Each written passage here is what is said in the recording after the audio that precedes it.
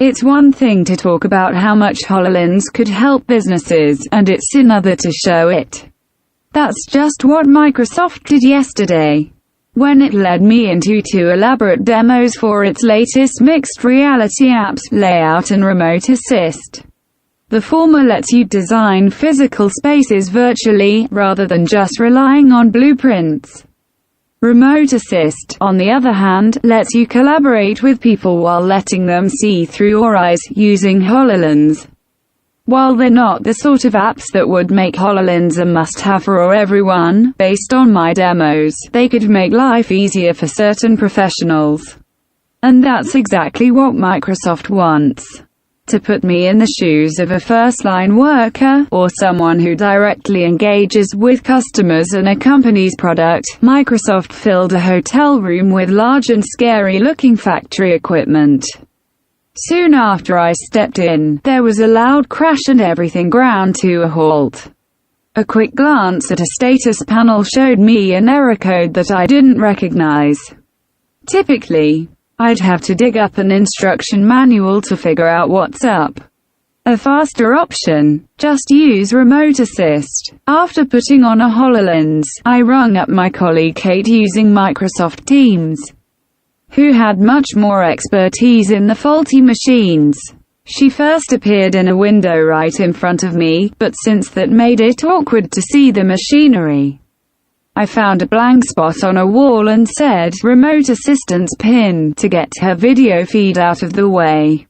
I moved over to the status panel, and she quickly figured out what was up. There was an issue with a nearby belt machine, as well as some power wiring in another panel. Time to get to work. Kate walked me through every step of the repair, since she had a clear view of what I was seeing through the HoloLens. Upon opening the first machine, the issue was obvious. The belt was loose and hanging off of its pulleys. Kate had me raise the tension lever, which gave me access to the belt, and she drew a few arrows in R to show me how to reattach the belt. I followed her instructions, secured the tension, and hit a button to test the belt. Everything worked smoothly, naturally. The next machine was a complicated bundle of wires and connections. To make sense of it, Kate pulled up a diagram from the manual and sent it to my HoloLens, which I then pinned on a nearby wall. After a few glances back and forth, it was clear the problem was a single burnt-out wire. After replacing that, I headed back to the status screen and everything looked good to go. I hit a large button, and the machines were back up and running. Clearly, without Remote Assist, fixing the machines would have been much more complicated. Microsoft says it can reduce repair times for issues like this to just a few hours, rather than the days or weeks it might take to fly in an expert. Mostly, I was struck by how seamless the experience was.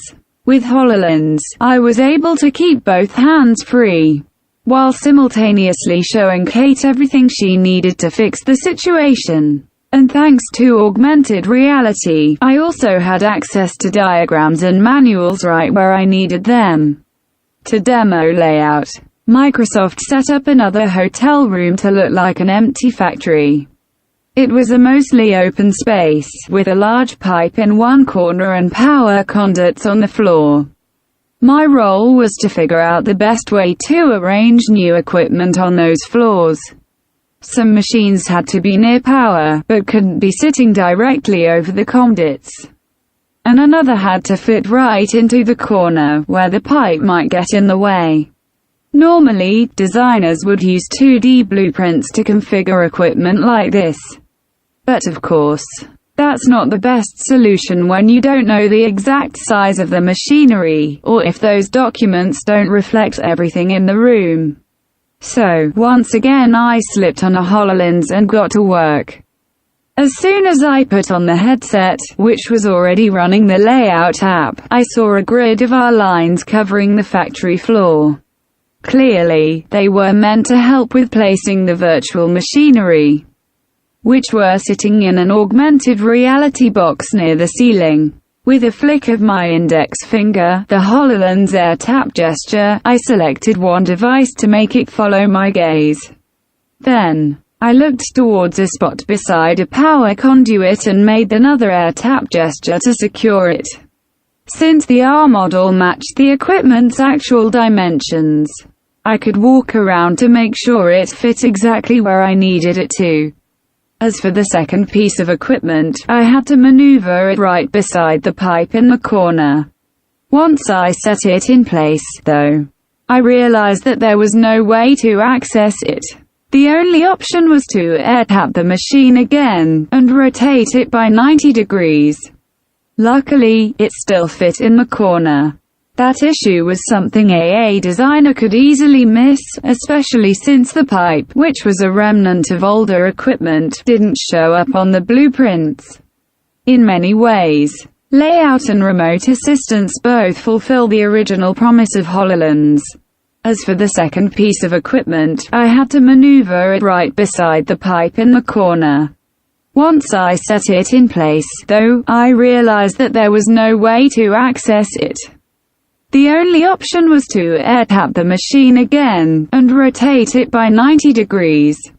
Luckily, it still fit in the corner. That issue was something a designer could easily miss, especially since the pipe, which was a remnant of older equipment, didn't show up on the blueprints.